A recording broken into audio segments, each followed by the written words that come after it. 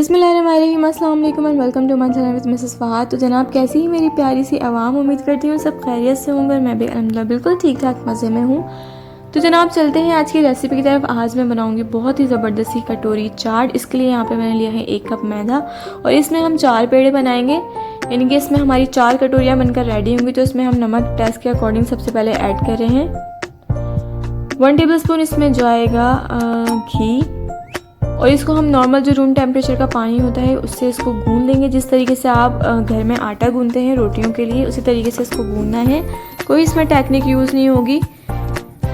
तो जो सादा पानी होता है रूम टेम्परेचर का, उसी से मैं इसको गूंद रही हूँ, आप लोग भी उसी से गूंदिएगा। तो चलिए इसको गूंद के फटाफट से रेडी कर लेते हैं और इसको 15 मिनट के लिए हम रखेंगे रेस्ट होने के लिए। तो देखिए आटा हमारा गूंद चुका है। इसको 15 मिनट के लिए मैं थोड़ा सा सेट होने के लिए रख दूँगी, रूम टेम्परेचर पर ही रख दूँगी। आप चाहें तो फ्रिज में भी रख सकते हैं। तो 15 मिनट इसको जो है रखते हैं। उसके बाद यहाँ पे देखिए मैंने 15 मिनट हो चुके थे आटे को रेस्ट हुए हुए। तो यहाँ पे मैंने एक इस साइज़ का पेड़ा बनाया है, बाकी 4 भी देखिए रेडी कर लिए हैं मैंने, इक्वली साइज़ के पेड़े। यहाँ पे एक जो है छोटी सी रोटी बेल ली है, एक पेड़ा लिया था और इसको रोटी को मैंने बेल लिया है, बिल्कुल इक्वली साइज़ की, ना कहीं से मोटी है ना ही कहीं से पतली। फॉक लिया है और इससे इस तरीके से इसमें हल्के हल्के से होल करेंगे ताकि जब हम इसको कटोरी को फ्राई करने के लिए ऑयल में डालें तो ये फूले नहीं, पापड़ ना बन जाए।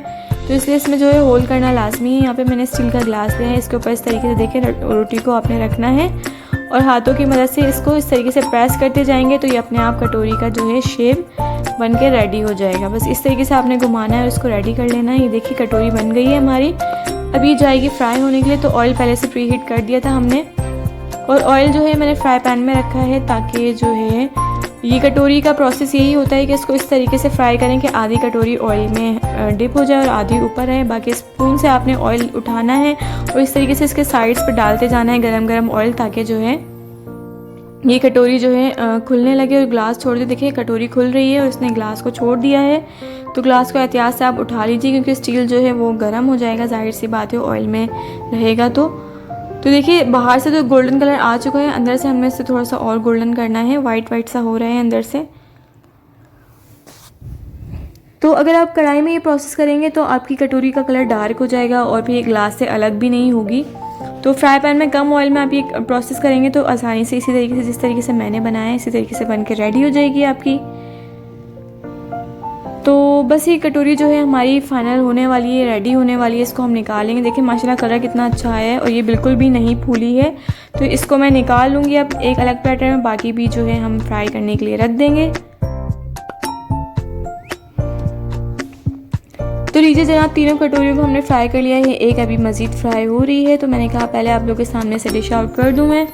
तो इसमें मैं फ़िल कर रही हूँ वाइट चना चाट। नॉर्मली जिस तरीके से आपके घर में बनती है आप उस तरीके से बना के इसमें फ़िल कर सकते हैं, लेकिन चना चाट जो है वो ड्राई होनी चाहिए, पानी वाली चाट नहीं होनी चाहिए, वरना इसमें जो है फ़िल नहीं होगी और आपकी कटोरी नीचे से टूटने लगेगी। तो देखिए चना चाट मैंने इसमें डाल दी है। अगर आपको मेरी चना चाट की रेसिपी चाहिए तो आप मेरे चैनल पे जाके इसकी रेसिपी ले सकते हैं या यूट्यूब पे सर्च कर सकते हैं चना चाट रेसिपी बाय मिसेस फहाद, तो वहाँ से आपको मिल जाएगी। तो सबसे पहले हमने इसमें चना चाट फिल की है। उसके बाद हम इसमें जो है थोड़ी सी मिक्स वेजीज मैंने काट के रखी थी, बिल्कुल फाइनली चॉप की हुई थी, जिसमें मैंने लिया था चुकंदर, प्याज, बंद गोभी और खीरा। तो वो इसमें डालूंगी। सबसे पहले मैंने इसमें चना चाट डाल दी है। तो अब इसमें जाएगी वेजीज की कटिंग। आप देखिए कितनी फाइनली मैंने इसको चॉप किया है और इसी तरीके से अगर आप इसमें ऐड करेंगे तो ज़्यादा बेस्ट होगा। ये देख सकते हैं हम कितनी फाइनली चॉप्ड हुई हुई है वेजीज। इसी तरीके से इसको अगर आप इसमें ऐड करेंगे तो ज़्यादा बेस्ट होगा, क्योंकि इसमें अगर आप बड़ी बड़ी सी वेजीज काट के डालेंगे तो वो उसी से फुल हो जाएगी आपकी कटोरी, फिर बाकी जो है चीज़ें आप इसमें ऐड नहीं कर सकेंगे।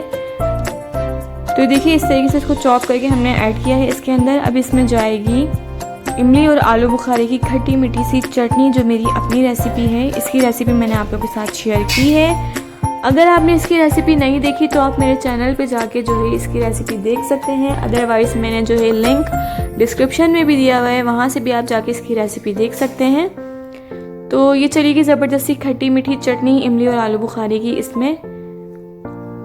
देन इसमें हम ऐड करेंगे दही। प्लेन दही जो होता है वो मैंने फेंट के रखा था, उसमें मैंने कुछ नहीं ऐड किया, सिर्फ हल्का सा नमक ऐड किया है और उसको मैंने अच्छी तरीके से फेंट लिया है और वो हम इसमें ऐड करेंगे। दही को अब अगर आप वाइट ही ऐड करेंगे बिना कुछ ऐड किए तो वो ज़्यादा बेस्ट होगा, क्योंकि इससे जो है इसके कलर जो है वो हाईलाइट होंगे। और ये देखिए आप खूबसूरती भी कितनी अच्छी इसमें जो है आ रही है इससे।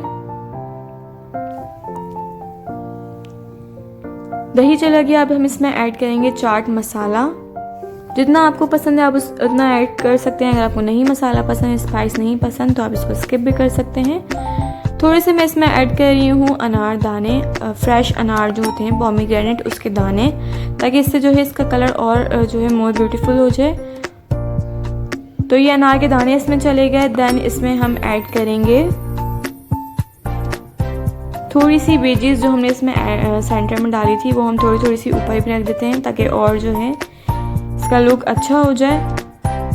तो देखा आपने कितनी आसानी के साथ हमने कटोरी चाट की प्रेजेंटेशन और कटोरी बना के जो है रेडी कर ली है। उम्मीद करती हूँ आप लोगों को मेरी वीडियो पसंद आई होगी। पसंद आई तो इसे लाइक और शेयर कीजिए। अगर आप मेरे चैनल पर न्यू हो तो प्लीज़ प्लीज़ प्लीज़ इसे सब्सक्राइब कीजिए। और यही कहूँगी कि हमेशा की तरह अपनी होस्ट मिसेस फहाद को दुआओं में याद रखिएगा। इस रेसिपी को ज़रूर बनाइए, बना के ट्राई कीजिए, इंजॉय कीजिए और इंजॉय करवाइए। मिलती हूँ इंशाल्लाह बहुत जल्द एक नई रेसिपी के साथ।